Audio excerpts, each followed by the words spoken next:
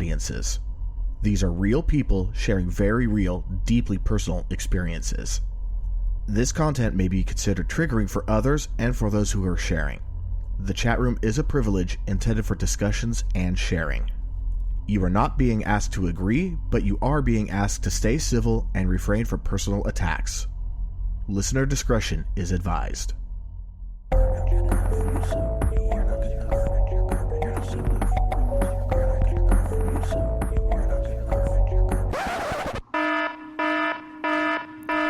We interrupt your regularly scheduled broadcast to bring you this special transmission. We have a special guest tonight here on Am I Mental? I am E. This is a mental health podcast basically for people who suffer from mental health, by people who suffer from mental health. And tonight the special guest is Rachel Conway. I've talked about her a bunch. She's here with us tonight. How you doing, Rachel? Great. Thank you. Thank you for having me. Thank you for all of your kind words. I am just really, really humbled. And I feel really, honestly privileged to be a part of what you have going on here. I have to say, I'm really enjoying the podcast. I love that you're doing your part to destigmatize whether you call it mental illness or struggles or issues, and helping people feel like they're not alone. I know I don't have to tell you this because it's everything that you're working towards, right. but I'm really proud to call you a friend that you're doing this. It's really amazing. Hey, it goes both ways. I'm very glad that you decided to help out and join in on this. I know that I've hinted about you coming on for a while now, and a lot of people were dying to know who you were. I was getting blown up today going, can you please give me a hint? I'm your best friend. I'm like, I don't care who you are. You are committed to keeping the secret. I was. And unfortunately tonight we do not have KZ. He has a family emergency. So, I know it sounds so cliche, but seriously, thoughts and prayers to him and his family. He will be back when we start season 2, which will be in July. But Rachel, go ahead. Tell us a little bit about yourself. What got you into this? Why are you doing this? Yeah, by the way, so I am a clinical psychologist, licensed in California. I'm based primarily in San Diego, with a second location in Encinitas.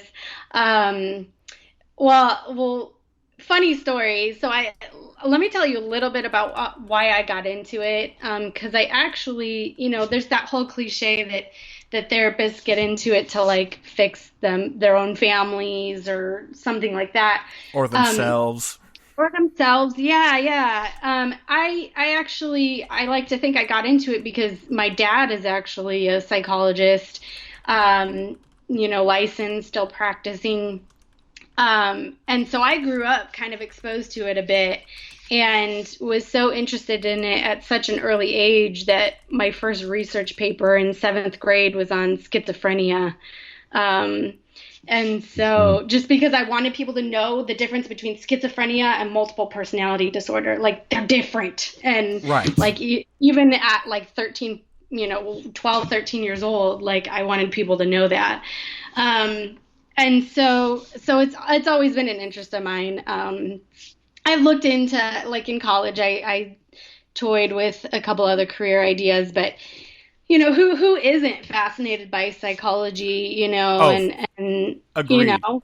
Right? And so, I mean, almost like more than half of the people that I tell that I do this, they're like, oh, I'm so interested by that. I actually, took a class in college and, but I actually like just decided to see it through and ended up with a ton of student loan debt, but all in the name of a, following a passion and an interest. And I'm still like glad that I did that, Right. And eventually I'm sure that your livelihood will pay off the debt, in which case it's not a debt as far as dead weight. It's an investment into your future. Let's call it what it is. If you do it right, it's a good thing. Right. Yeah. They supposedly they say that student loan debt is the best kind of debt to have. I don't know. I'm pretty Um, happy with my homeowner's debt. yeah. But yeah, we So were already getting a bunch of highs and hays and high Rachels from May, Jennifer Ray.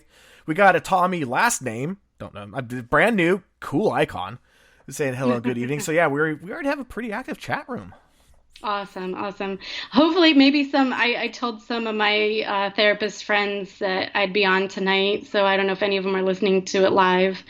Um, yeah, so we had talked about, I thought maybe I could talk a little bit about kind of my own theory about mental health and mental illness and what I think kind of causes it and go from there. Yeah, I mean, we talked about it a little bit the other day, and honestly, it's fascinating. I love your theories. I by all means, this is yours. Take it. So luckily this is something that I love talking about. I don't have any problems talking about it. Um, so I've always believed that, and of course I think any almost any person could probably agree that what happens to us in childhood is so influential. It just affects us so much. No matter who you are, I think you can accept that. But I've really emphasized that throughout my training and when I was in school and all that. That's like what I studied is kind of like it's what's called like psychodynamic theories, all these theories like that started with Freud and kind of emphasizes childhood experiences. And that's one thing. I mean, I used to only have people like help people like have insight, and kind of make connections between, their experiences with their parents and how that maybe has played out in their adult lives. And that helps to have people, have some self-awareness and Right. even just some like validation from a therapist and all of that.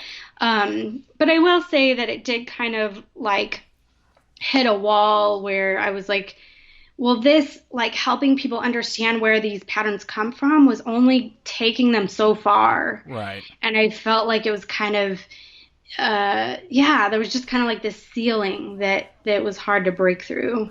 And I mean, coming from my own therapy, being a client and a patient, I can understand that wall. I've run into it too.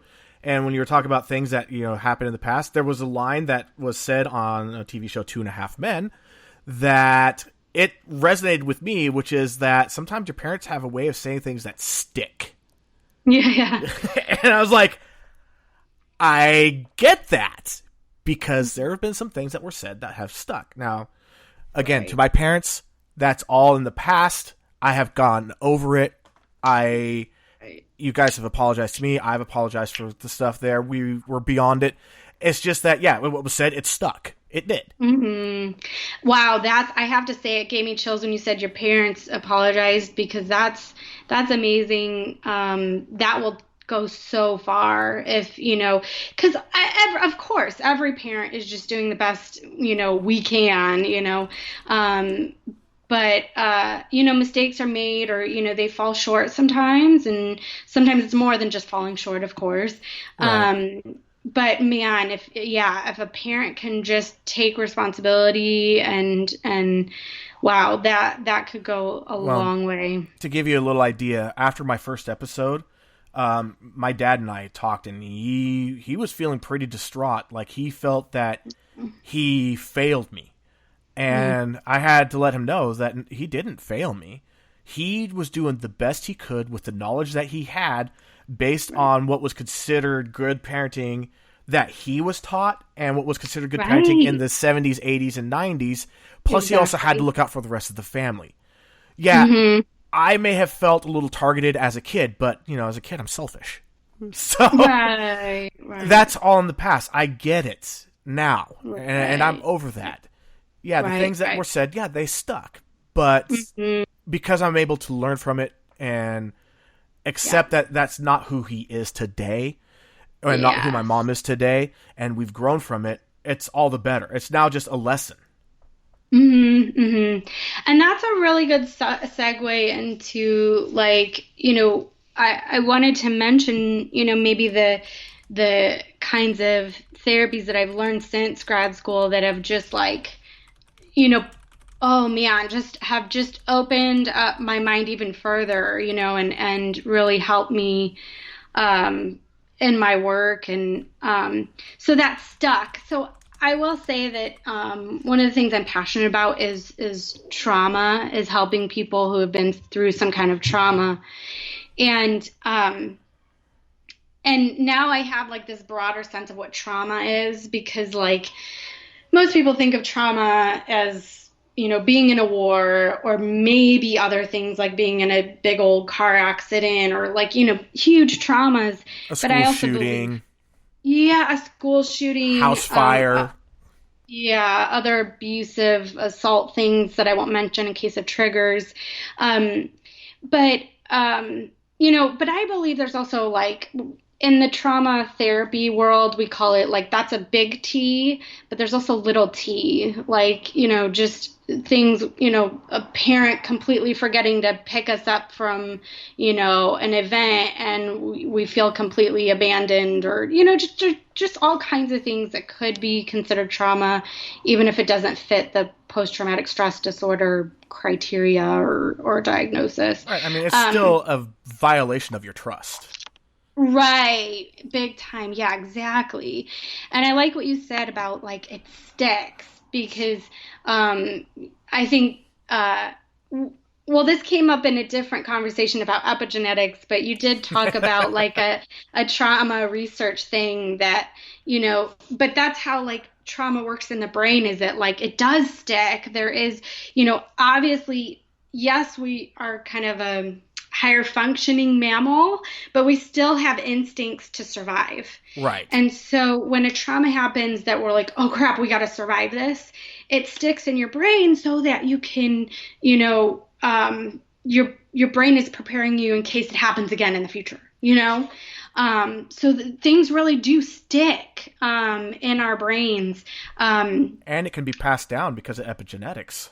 Yeah. Thank you for that. Yeah, and that's something I'm still learning about. Well, And really, was just I was just going to say really fast for the listeners, yeah, the, yeah, yeah. the difference between genetics and epigenetics, in a nutshell, is genetics are your genes, epigenetics are which genes express. Like, my kids have brown eyes, I have blue eyes. My kids have the genes for both brown eyes and blue eyes. Epigenetics, the brown eyes, is what is expressed, not the blue. Interesting. And that's a good way of putting it. And epigenetics can be caused by exposures and behaviors, which is what they're learning. Yeah. So thank you for that. Actually, to be honest with you, I didn't know that was the definition of epigenetics. I don't know that that's the definition, but that's how I was able to wrap my head around it. Okay.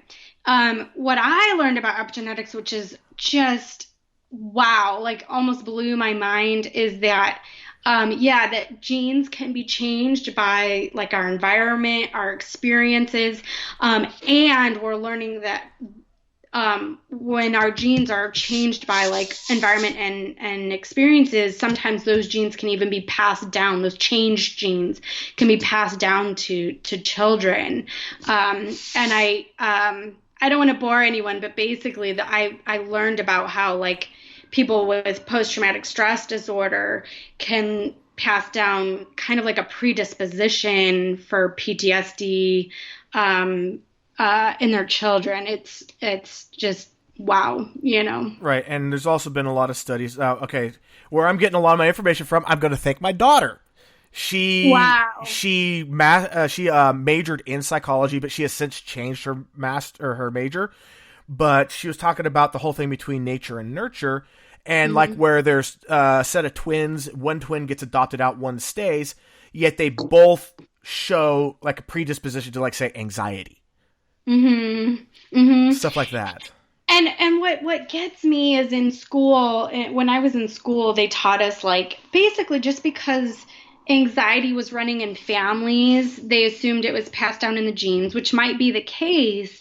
But to me, what if it was passed down in the genes because of experiences that the parents or grandparents had that changed their genes and then made the offspring like more anxious? Anyway, like, so Right. I just am totally geeking out right now. Right, and we talked about the rat experiment too, and how it followed only the paternal lines.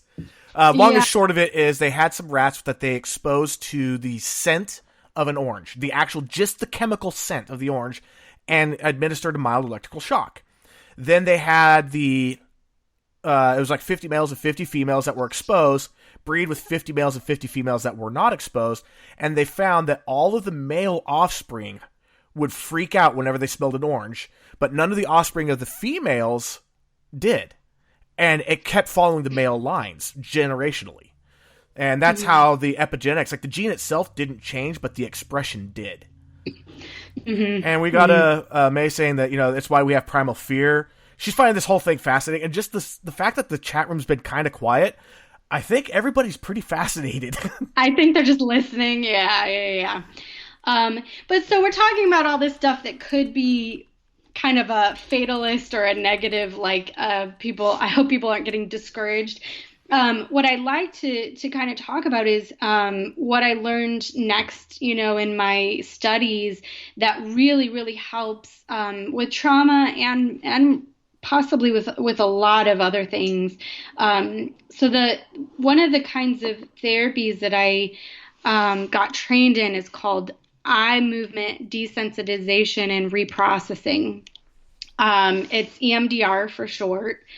And it was originally meant to be a trauma treatment, and it still is to this day. Would it be all right for me to tell that quick story? By all means. It came about. It's so fascinating. So the woman who came up with EMDR, it was like just about 30 years ago. She was walking, I guess the story is she was walking in a park thinking about something that was kind of distressing to her. And she was watching birds flying back and forth. And as her eyes moved back and forth pretty quickly, she noticed her level of distress decreased.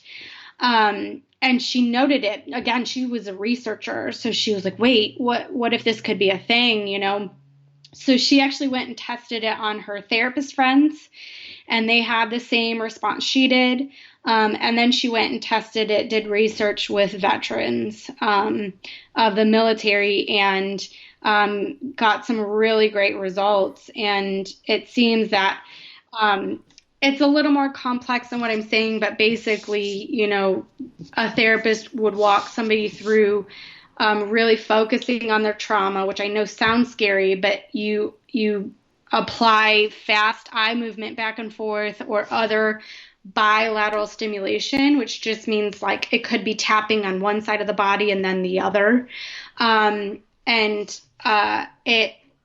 What they found, they actually did research where they did like brain scans, and during this bilateral stimulation or fast eye movements, and what it does is it actually activates the part of the brain that uses logic, and it takes it away from the emotional response. And it's a very quick way of reprocessing a trauma so that the reaction to it actually becomes kind of neutralized in a sense.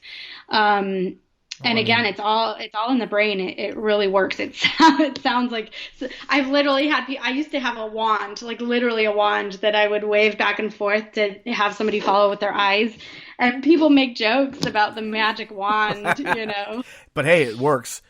And I mean, and it kind of touches upon the fact that emotions are irrational. The logic center is rational, and it's going to rationally deal with it.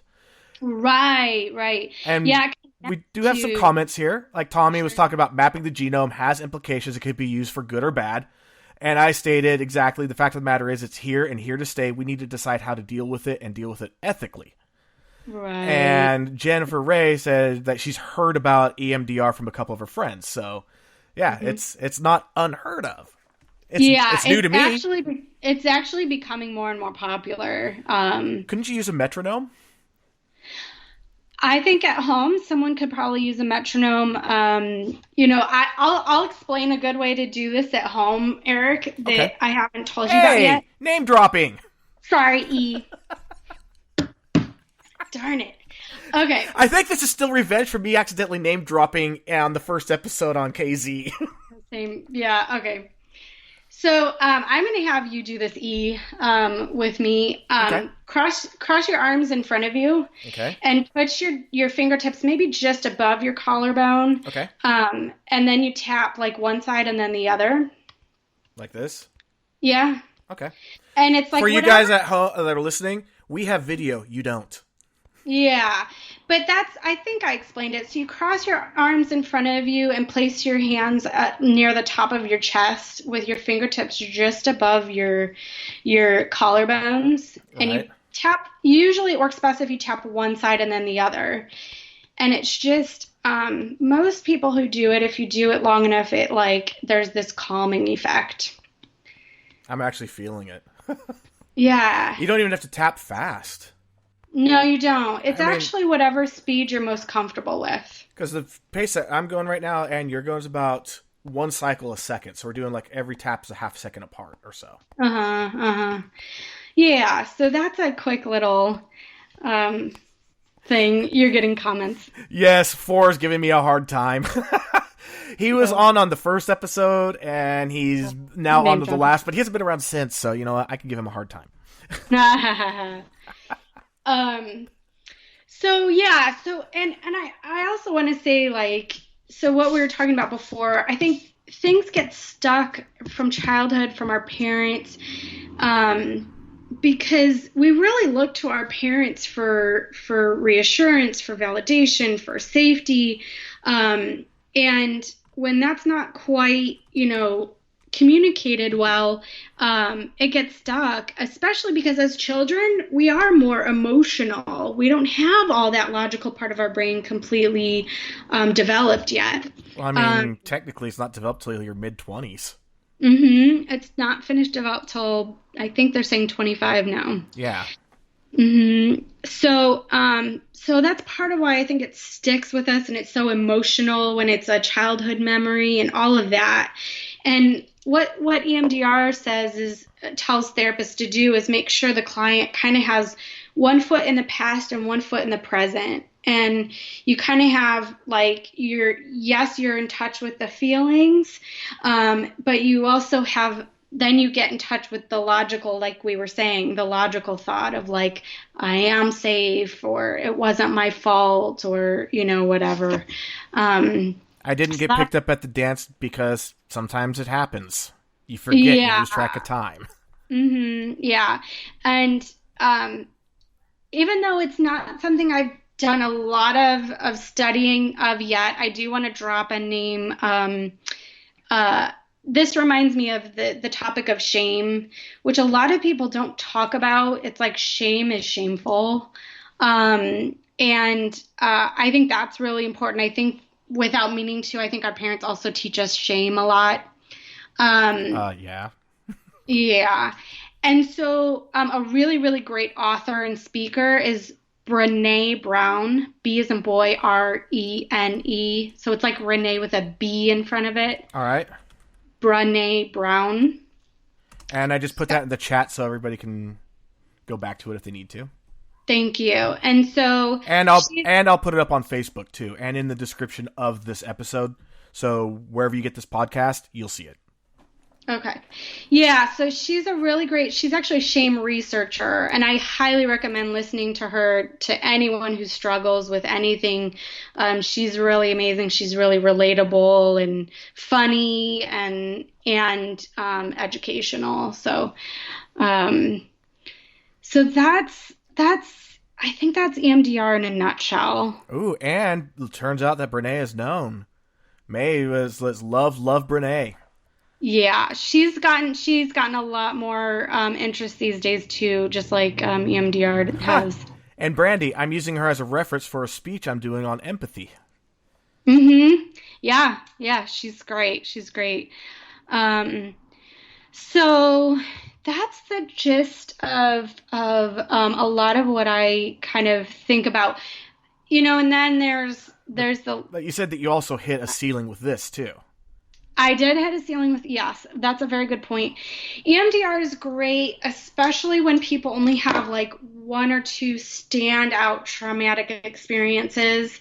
And, but when you have like chronic trauma or chronic even emotional neglect, like it can be hard. You hit a ceiling with this too, where it gets stuck. Plus, in my work, doing more and more work with people with trauma, I also came across a lot of more and more people with dissociation. So dissociation is on like a spectrum, like a lot of things. I think everyone dissociates at some point. Like if you're really exhausted or you're sick or not feeling well, you might just kind of zone out. You might lose track of time if you're anxious and thinking about something. We all lose time, when we're on our phones on like Facebook or something, But Games. that's those. Yeah. Those are really mild versions of dissociation. At its most extreme, dissociation is what the most extreme used to be called multiple personality disorder, where people used to people do literally dissociate like a whole part of their history or whole part of their feelings. Because I was treating so much trauma and dissociation, I also had to find something else to help people who had so much dissociation they couldn't do EMDR. So that's what brought me to most recently. I've been learning an approach to therapy called internal family systems. And just for everybody out there, it has very little to do with your family. Just so that's out there. Because I was reading the overview on it, and it's like, when you hear it, you're thinking, okay, so it involves my family, like my parents and stuff. No.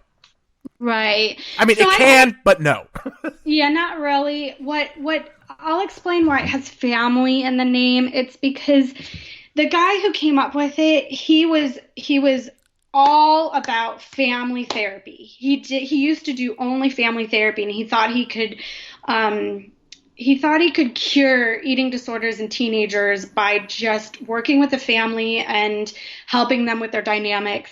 And he says this thing, he says, I worked with the family and I cured these teenagers, but yet they didn't know they were cured because they would still go binge and purge or whatever.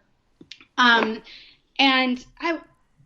I'm not as familiar with his story. I'd rather just explain that what he did is he figured out that these teenagers felt like they had different parts within themselves. And when he started working with their parts, their different feelings, their different thoughts, sometimes those parts, pretty much always, those parts interacted like these families did on the outside. So there'll be, a scapegoat, there'll be, a domineering critical part. There's all these parts that almost act like a family, but they're within a person. Basically, you're just as dysfunctional on the inside as your family is on the outside. Yeah, that's a good way to put it. Yeah, that's a big part of it. And so I hope people can hang with me, because this is the guy who came up with this always says it's a paradigm shift. Because in our society, most people stigmatize and shame the idea that we have more than one person inside of us, more than one part inside of us. No. You have one mind, one way of thinking. And if you have one bad behavior, then you're all bad or something, But this theory is so positive in the sense that, so what's really interesting is all the parts, even the parts that criticize us, are actually trying to help us. It's so interesting, and it's hard to explain. Oh, and I'm getting really excited. Like, she is bobbing up and down and clapping her hands. She is absolutely into this. Yeah, I love talking about this. And I do have a question, just to let you know, so when you get a chance. Okay, so let me try to explain this really quick, and then So it's also a really positive theory because it's non-pathologizing, meaning it's like instead of saying you have anxiety, it's like, oh, you have a part that's anxious because it's trying to help you avoid, this fear that you have. It's like so positive. Another huge positive part of it is that um, this theory also says that every single one of us has this core part, this self that is calm, confident, has clarity, has creativity, and there's like 8 C's and it's hard to remember all of them. But basically there's this central part of you that's just almost all good basically. What she called the self, if I remember correctly. Yeah, the self. And if you access the self, it can actually really help these other parts basically sometimes heal from trauma. I just want to give really fast for the listeners, I'm not into New Age and woo and pseudoscience and medicine and all that. So when I first was introduced to this by Rachel, I was sitting there kind of go, uh-huh, mm-hmm, uh-huh. And then I started reading it and really getting to understand it, and she's right. It is a paradigm shift. It actually does make sense. It's not mysticism.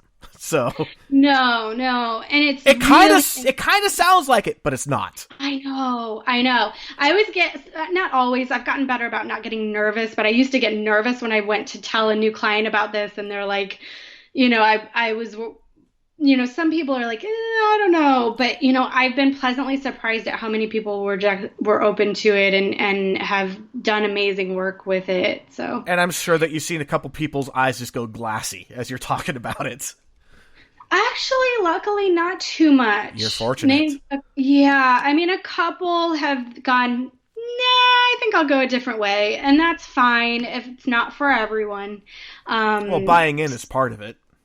Yeah, exactly. So let me pause and see if there's what questions there are. So Jennifer A. asks, as far as trauma, do you believe that people's physical body holds its own memories of the trauma that your body feels, but maybe not on a subconscious level?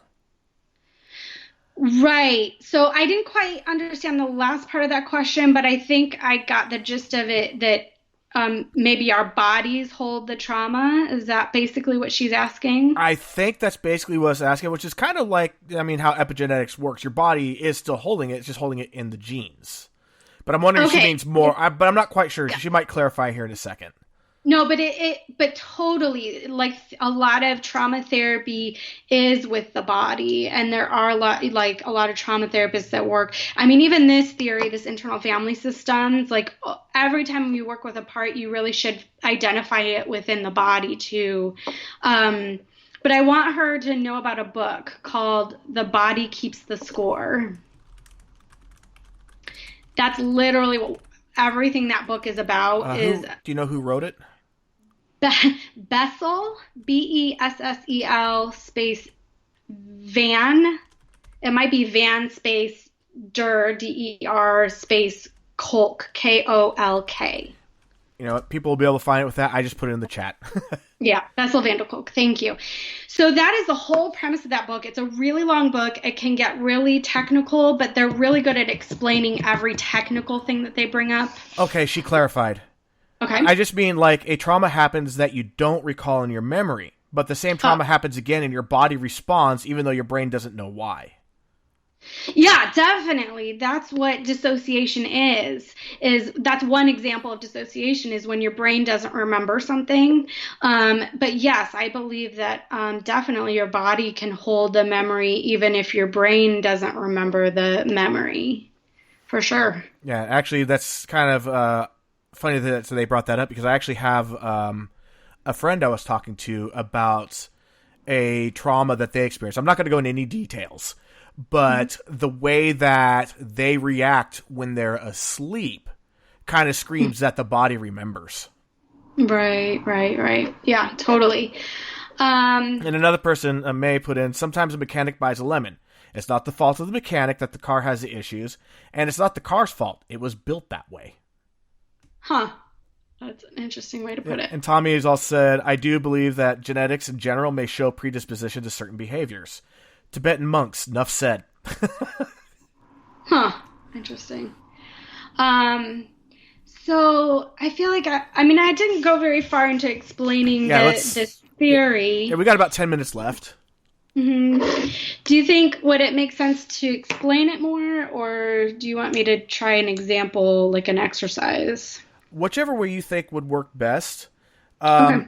I mean, if you're down for it, and I'm okay with it, we can run a back-to-back episode. I'm not limited to the number of episodes. I'm just limited to how long each episode is. I could literally start another episode immediately after. Cool. Yeah, if you want to do that, maybe the second one might end up a little bit shorter, but yeah. So let's do the explanation for this episode, and then we'll just do an immediate back-to-back, do a little session, and that'll be a bonus content thing. Cool. Awesome. That works. So again, I want to emphasize that the self, that central part of us, is supposedly always there. I do love the analogy of the self being like the sun. Obviously during the day, the sun is always in the sky, but sometimes you cannot see the sun because it's covered in clouds. That's what these parts are like. The parts are like the clouds, and the self is like the sun. So sometimes people cannot get in touch with their self, and can't access it, but that's okay. It's still there. So there are different parts. So what we were talking about before, the trauma really being held inside of us. So this theory says that some parts, called exiles, are usually the ones that hold these like wounds, these traumas. But they're exiled because the feelings that they hold are so big. Again, children can't always handle these big feelings, or at least they don't think that they can. And so, these parts are holding these huge feelings that feel overwhelming. So these parts called protectors, push the exiles down and away so that we don't get overwhelmed by them.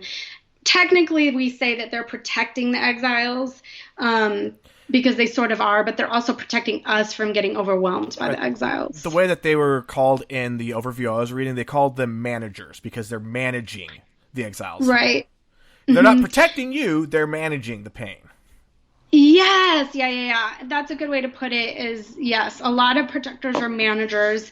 Like anxiety is a lot of times a big manager. Self-criticism is a big manager part. But there's other managers called. They used to. I guess they're making a shift right now, but usually they're called firefighters. Yep, I read about those too. So sometimes we get a little bit in touch with an exile, we feel overwhelmed, and then we do something to totally distract ourselves from feeling those feelings. Some people drink or use drugs. Some people just play video games. Some people shop and spend money. Anything that just like takes you completely out of your feelings. Some people might dive into writing music. Yeah. But you know what?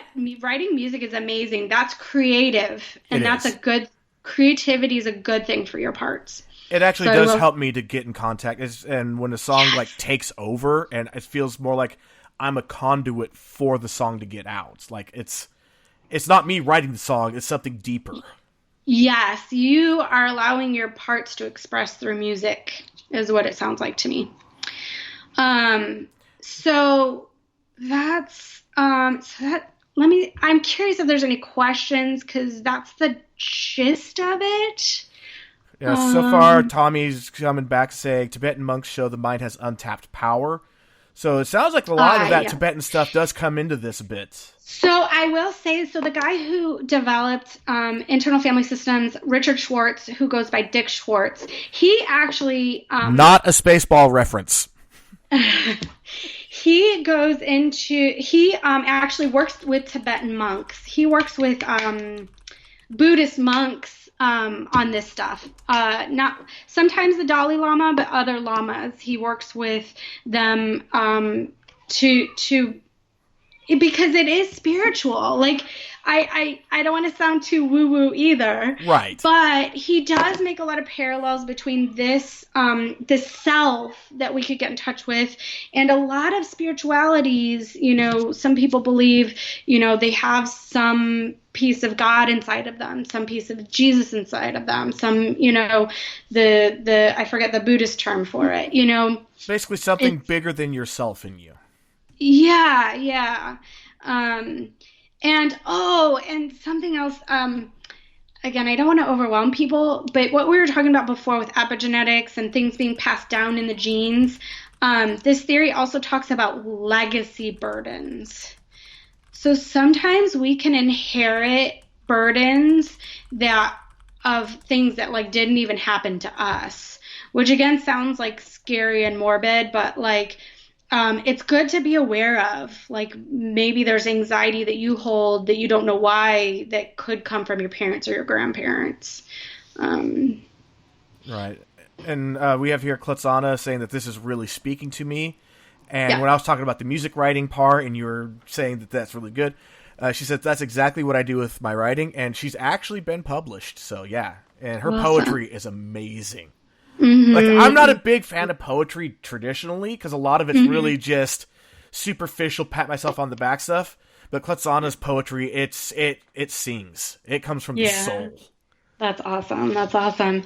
So keep it up because creativity is really good. It could be you either getting in touch with parts or yourself to help them speak, have a voice and by the way, that's all parts really want is to be acknowledged and heard. And that idea of like if you bottle up your feelings, eventually it just comes out on its own anyway.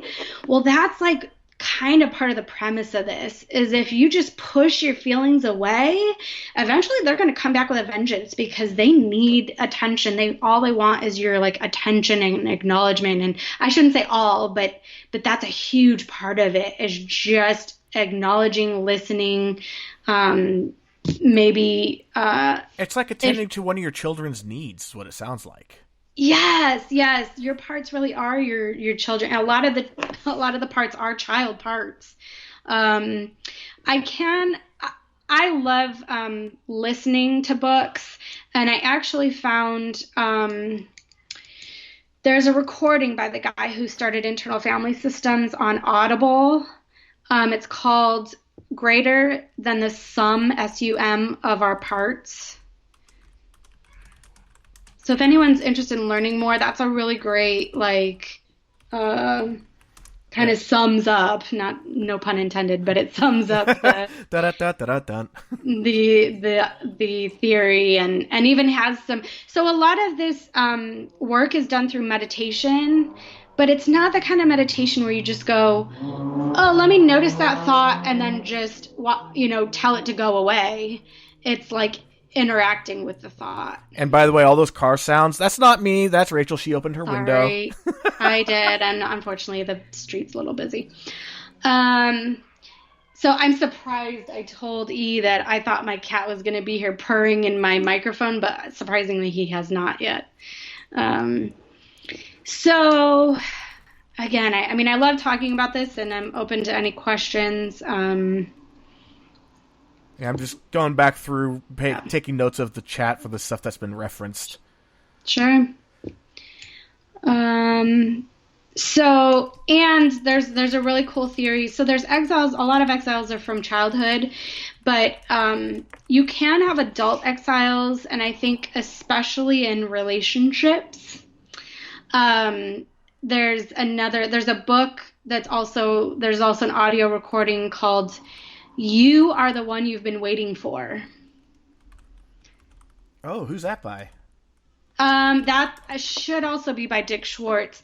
But you have to go through IFS Institute to get his books. Oof. Yeah, like if you try to get it on Amazon, it'll be twice as much. They're very good at making sure you have to go through their business to get their books, which I know sounds... I was honestly upset with the guy until I met him and did a long weekend training with him, and he's like, it's like I feel like it's like meeting the Dalai Lama. Like he's like this super peaceful like guy. But we do have to cut it right now Sure. because we only have a few seconds left.